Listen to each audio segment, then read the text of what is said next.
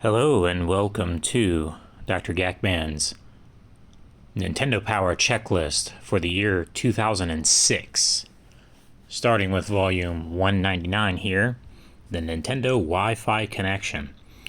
Nintendo made a big deal about going online finally after the sad state of online for GameCube. In this year of the magazine, you will see a lot of jumbled images on the covers. And then also that headline, or not headline, but the top line there. Also continuing from later in the year of last year, they have the bindings that have some of the highlights in the volume on the binding, and the binding is all black with white font, white lettering that tells you what the volume is and what the month and year is and what the highlights were in the magazine. But here we go. That's January. In this, and I believe that they might have had these separately somewhere else, but as you can see, it's perforated. It was a tear out. Now, you kind of had to tear this one out in order to see it, because it was like, that was the inside of the page where I'm pointing here. So you flipped it open like a book, but it was perforated and a tear out inside of the magazine. So it was backwards. I think there was a similar cover on the back, but again, I'm showing it more like a book this would be the cover of it. So this was on the inside of it, and they put it in there so that they wouldn't have to put a bag, I guess. They bound it into it, and it was somewhat easy to get out. I've seen some of them that have been really torn up, but then I see some of them that are really clean. That makes me think that maybe Nintendo had these as kind of like has a brochure in stores or whatever, or a different version of this, same coloring and same kind of cover though. But anyways, there's that. Also in this volume were some Animal Crossing Wild World, which was the one on DS, postcards. And one is horizontal, one is vertical. And it features the in-game graphics characters from that game, which is very similar to the 64 game that was in Japan, and of course the GameCube game, which was just basically a port of the Animal Crossing Nintendo 64 game. But blah blah blah. On the back of those, I can't remember if they were white or there was nothing of note to take a picture of. So. And then following Wi-Fi connection and the big push into online for Animal Crossing, I guess that's what they thought was really going to sell Animal Crossing. To me, I liked the one on Wii. I love the one on GameCube, and I really like the one on Switch. But I got into the 3DS one, and I got into the DS one. 3DS one more, but like the DS one, they pushed it like it was the next big thing, back then, and it was kind of funny because, the GameCube one was still better, in my opinion. I'm going off on a tangent here, but this is for a calendar for the year 2006, and they did it in January. Wow, that's crazy. And on the back of that is the last 6 months of 2006 calendar. Now we're on to the next volume, which is, and that was a centerfold, by the way, volume 200.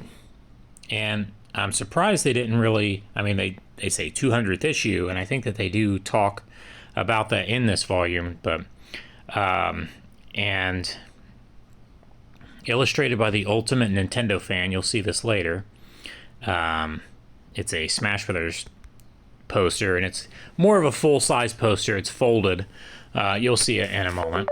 So,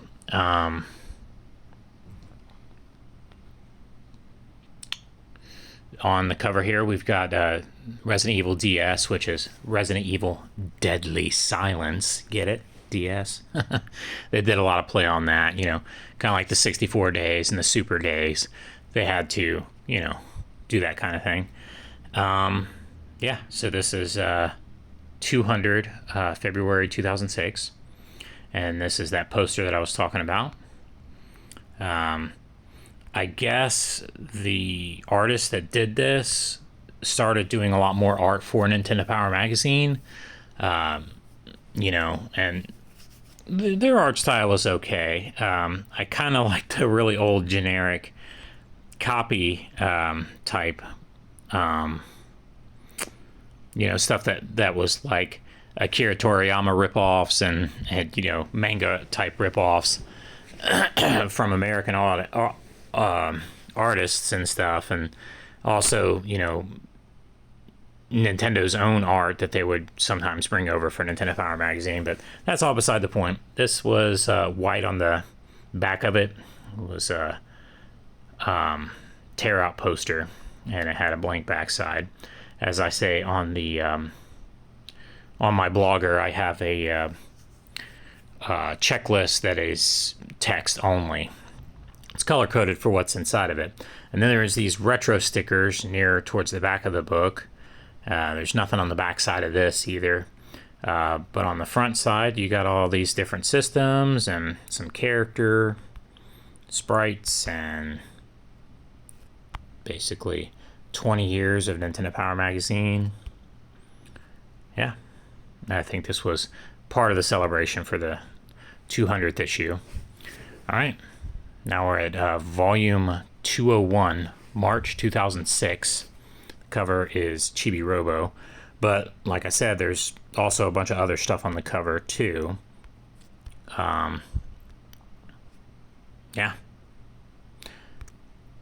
and the centerfold was more of a traditional Nintendo Power centerfold in this one, two-sided, in other words, not a tear out, nothing crazy about it, but it's Sonic Riders on one side and then another Sega game on DS, the Rabbids, on the backside. Next volume is volume 202, April 2006. We got Metroid Prime Hunters, and the centerfold for it is also Metroid Prime Hunters, and on the back of this it was blank. So it was strange this year. I don't know if they were trying to cut back or what they were trying to do, but it was a little goofy. Not a lot in this year of the magazine, you'll see. It's not that I think that Nintendo or Nintendo Power was having hard times, but it was kind of reflective of the uncertain future of the three-pillar strategy of GameCube, Game Boy Advance, and Nintendo DS, which was a new concept completely for Nintendo. And Nintendo of America, although they had a little bit of say in what was going on, because this is around the time when Reggie was coming in, it was more of a let's take Christensen's idea of disruption and just totally run with it. And so it was a new, bold era for Nintendo. So I think Nintendo Power was kind of like, okay, well, let's see what's going on. You know, it's not that they knew that print was dead or anything like that at this point, but you know, some of the writing was on the wall for certain things to change in the future. So you'll see that as these videos go on. We're in 2006 and the magazine ended in 2012. Still 6 more years left, so it's not like it's completely dead or anything. It's just, you know, there was changes going around. You got New Super Mario Bros. On the cover. This was the DS game that would later lead to the Wii game that, you know, really, man, you gotta look at the history, or not necessarily history, but because I mean, it really wasn't that long ago when you think about it, but really look at how Nintendo kind of ignored 2D Mario games, and then this happened, and they're like, oh, well, let's do it on the Wii, and then when it happened on the Wii, it kind of reinvigorated it, even though it part of it needed it and part of it didn't, you know, because the Wii was a phenomenon on its own, but the DS was even more so, and this game was pivotal in that, on both of those systems. So the centerfold of May 2006, volume 203, was Odama, which was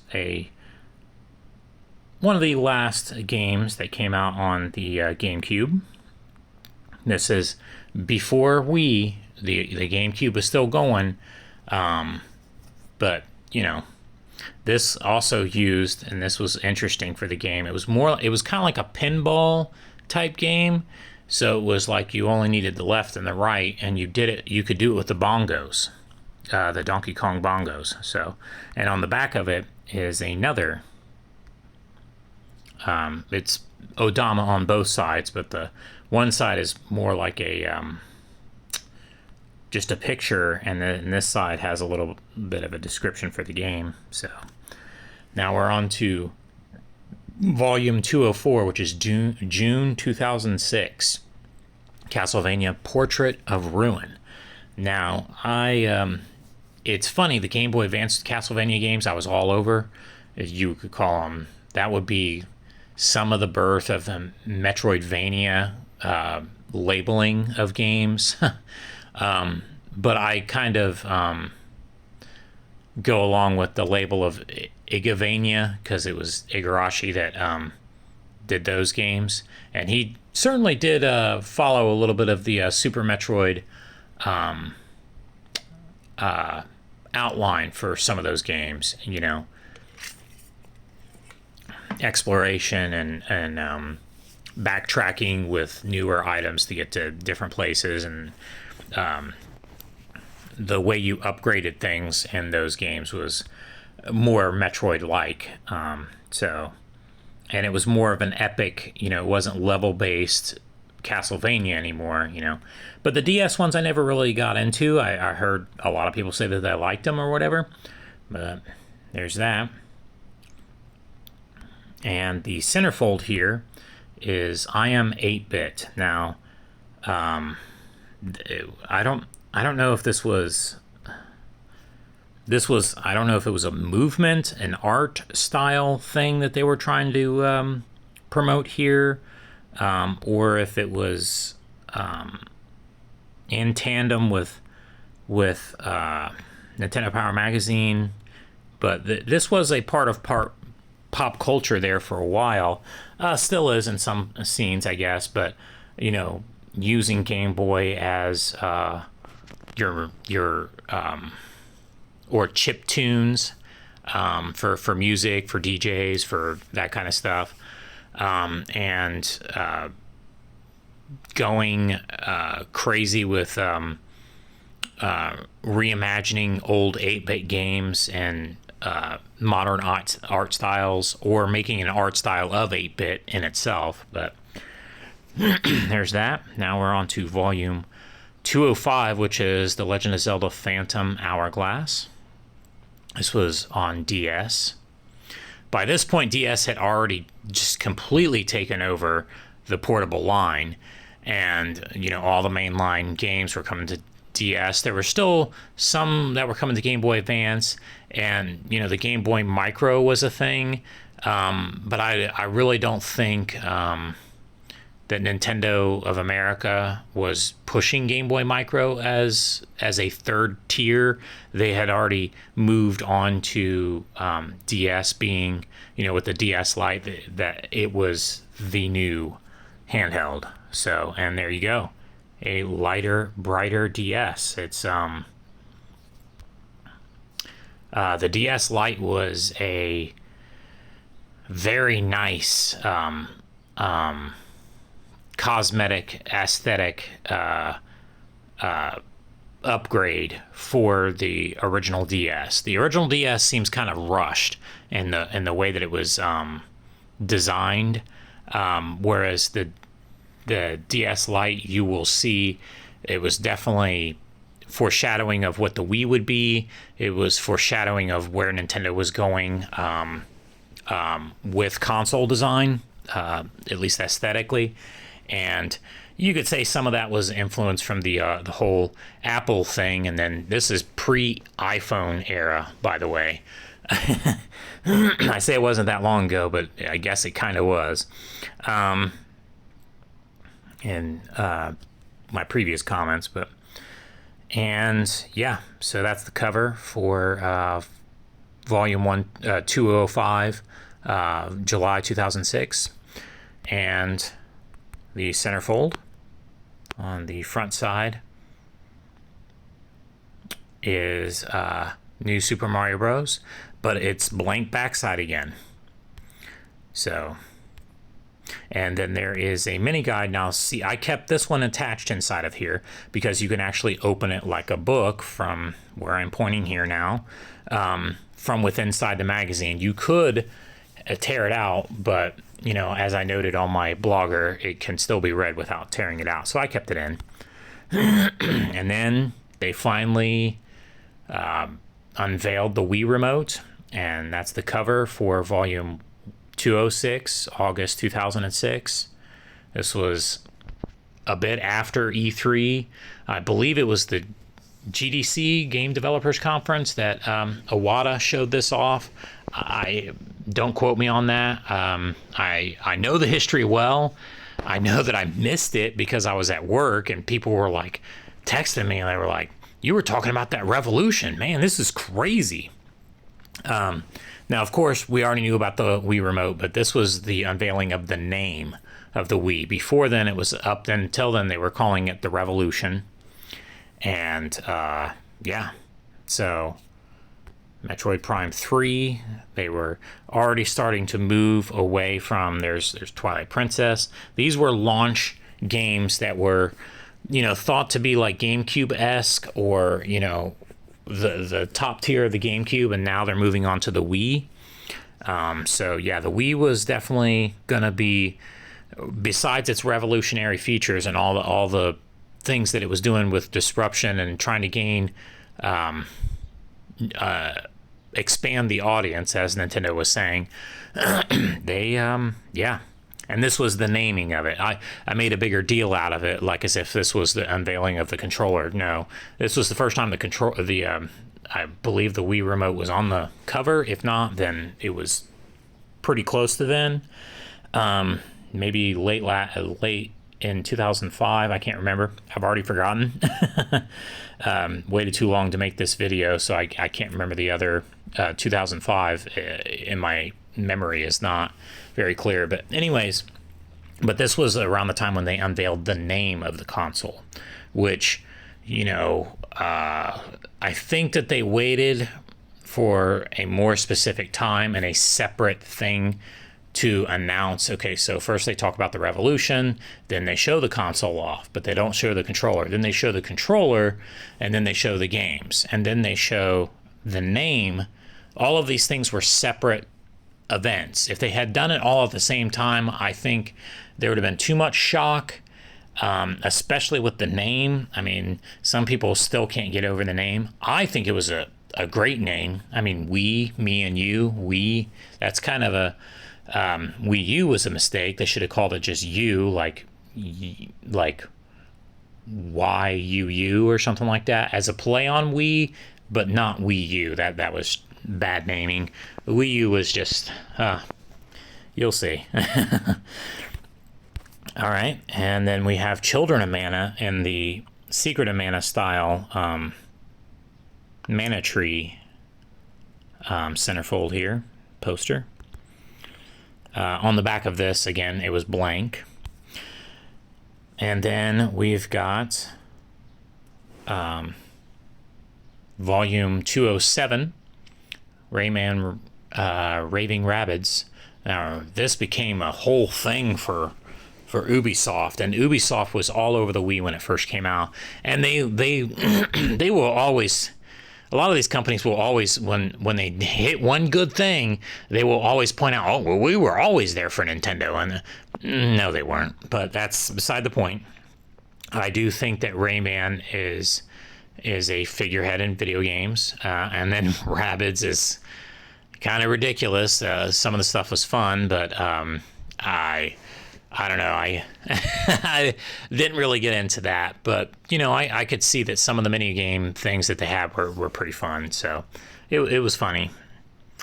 Then there was a Touch Generations mini guide in here, similar to the mini guide that was in there for New Super Mario Brothers in 2 issues back.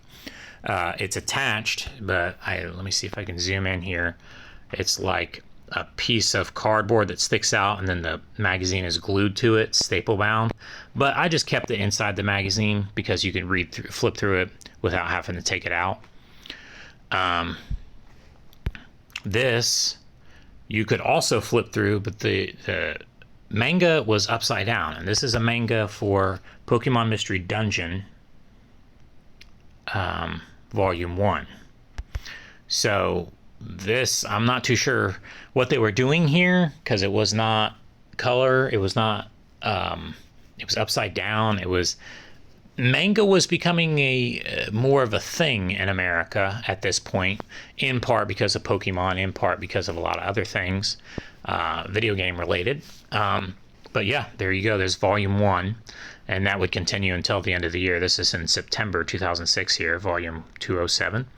And then there is an advertisement poster centerfold for Dragon Quest Rocket Slime, which again also has a blank backside. And now we have Final Fantasy III, and this was on DS, which I think that they might have had one on Game Boy Advance, but this one was more of an updated one. So this is the cover for Volume 208, October 2006. And the centerfold here was Lunar Nights, which that didn't really seem to go too much anywhere. Not too sure what was up with that. I can't remember it too well. But, you know, Nintendo Power Magazine, especially after the drought of RPGs in the Nintendo 64 era, they hyped up anything that was Japanesey / JRPG / RPG in any capacity. And you know, because of that, you go into the 2000s and 2010s and stuff like that, and those GameCube games that were supposed to be picking up the slack for all the slack that happened during the Nintendo 64 era, they've been rocketing in price, even if they really weren't that great of RPGs or JRPGs, you know, in my opinion. But that's beside the point. Blank background again, and then another upside down bound into the magazine manga, and this is Volume 2 of Pokemon Mystery Dungeon, Genji's Rescue Team. And speaking of which, that's the volume. Official Wii launch news too, by the way. This was when they were announcing that it was going to go online right away, has Wi-Fi built in, like the DS did, and that it was going to have Virtual Console and all this other stuff. It was a pretty crazy time to be a Nintendo fan back then. But we have on the cover Pokemon Blue Rescue Team and Red Rescue Team. Now this was an interesting concept because the original DS Fat and the DS Lite had both a Game Boy Advance and the DS slots for the games. And one came out on one system and one came out on the other. So they were not leaving people behind that were Game Boy Advance people, and then, you know, they had something new for the DS people, Pokemon-wise. That was a pretty cool concept, pretty cool idea, and I think that there was even trading between them, even within the same system. I could be wrong about that. I'm not too sure. I never played them, never got into them, but there you go. That's what's on the cover of Volume 209, which is November 2006. And then the centerfold here is Super Monkey Ball Banana Blitz. This was one of the Wii launch titles, I think, or in the launch window. And that was great because Super Monkey Ball was a launch window game for GameCube. And really, I think it caught on because a lot of people thought that it was something to do with Donkey Kong because it had a damn monkey on it, you know. Completely separate, nothing to do with Donkey Kong. I know that, you know that, but a lot of people back then didn't. And I mean, I remember in the store, Super Monkey Ball was selling really well in stores that I go to, and I would hear people, they thought that it was made by Nintendo. They heard it was a fun game. They even thought that it was Donkey Kong related, and I was just like, wow, they're dumb, but they're not wrong. It's a good game. It's a fun game. And then this was on the Wii. The darts game on this is unbelievable. It's like playing real darts with the Wii Remote in your hand and everything. It was really fun. Something that I think that more games should have taken advantage of. Instead, we got a lot of waggle stuff. But that was the centerfold. And again, blank backside on that. And then here's another. This is Volume 3, Pokemon Mystery Dungeon. Manga. Bound in. And then here we go. There's the Wii. Man, I gotta tell you. Now, the 360 had already come out, and it had been on the market for maybe around a year. And that was considered to be Xbox's golden age system. But the Wii just trounced it. And the Wii trounced the PlayStation 3, which launched close to the same time that the Wii did. People ignore that, and people focus on the mind share, but the market share shows you, especially with the quick takeoff that the Wii had. It was crazy. So yeah, that's the cover for December 2006, Volume 210. And the centerfold here is Justice League Heroes, The Flash. No DC. Blank centerfold there. And nothing really special for December. And especially with the Wii coming, you would think that they would have given you more in the magazine, but they didn't. Here is the Volume 4 of the manga. I can't remember if they continued this into the next year. I don't think so, but we'll see next year when I do the next video of 2007. And that marks the end of Volume 210 and the year 2006 of Nintendo Power Magazine and the checklist. And here, these are the end of 2005, and then we get into Nintendo Wi-Fi connection is where January of 2006 is, and we go all the way through until we hit the Wii launch guide. Yeah. So that's the binding, and that's how that works. It was black with Nintendo Power in white letters, and then contents, or some of the contents of the magazine highlights, and then at the bottom they had the month, year, and volume number. So very organized. I like this. I think the picture bindings are cool, and I think the plain bindings are clean looking, but this I like that they have the volume numbers very neatly put on here. Very organized, and it seemed like the magazine was thinning a little bit, even with the advertisements and less stuff in there. But the pages, there seemed to be less around this time in Nintendo Power Magazine.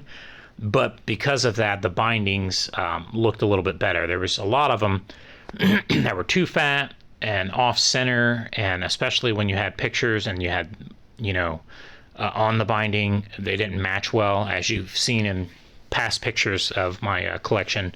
I wish they could bind a little bit better, but you can still make out what they were.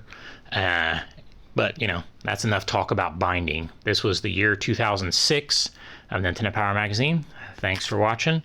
And hopefully by the end of this year, here in 2022, I will be done talking about each year of Nintendo Power Magazine. I'm planning on doing a year a month. So look forward to that. If you want to look through the contents, not necessarily contents, but the checklist of all of the goodies that came in Nintendo Power Magazine, just keep watching my videos.